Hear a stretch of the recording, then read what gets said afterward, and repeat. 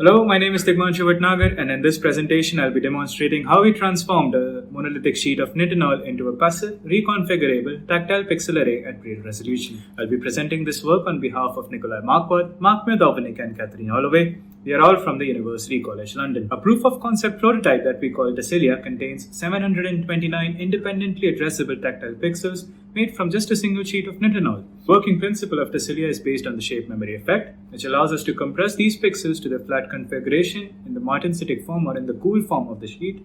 However, they actuate or bend out of the plane as soon as they are heated.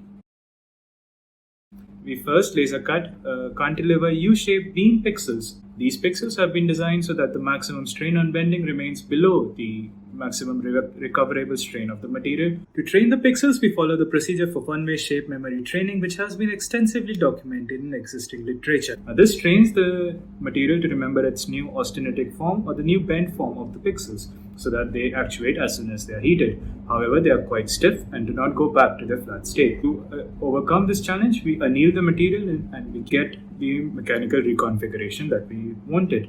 As soon as the pixels are heated up again, they snap back to their actuated state and retain their position until they are mechanically forced back. If we see the parameters, then we achieve a maximum out-of-plane displacement of 0.4 millimeters with a peak block force of 0.28 kilograms. The block force when the sheet is at room temperature is 0.23 kg, and the peak temperature to achieve the peak block force is 49 degrees Celsius. However, to reconfigure is 38 degrees Celsius, and the rate of cooling is 3.61 degrees Celsius per second.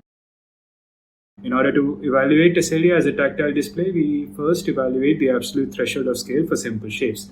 We compare fill squares to outline squares and find that people have a greater confidence in recognizing shapes through their outlines, which improves as the scale of the shape increases. In the second study, we understand how people discriminate between simple tactile shapes of a square, triangle, and a circle. We find that they are able to accurately determine these shapes 82% times of this display. Finally, we invited them to interact with Tecilia using a hot air jet pencil to manually draw freehand sketches directly on the sheet. People were able to develop their own unique ways to gain tactile feedback from the interface.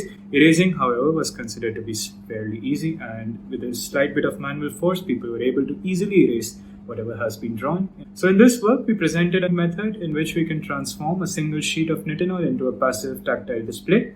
We achieve a block force of 0.28 kg and 0.4 millimeter displacement, which is sufficient for tactile reading directly on the sheet. And we also demonstrated its use for new interfaces to read tactile information, draw tactile information that can be easily erased as well. We invite you to read the paper for more details about this work and invite you also to the demonstration that will happen later in this conference. Thank you.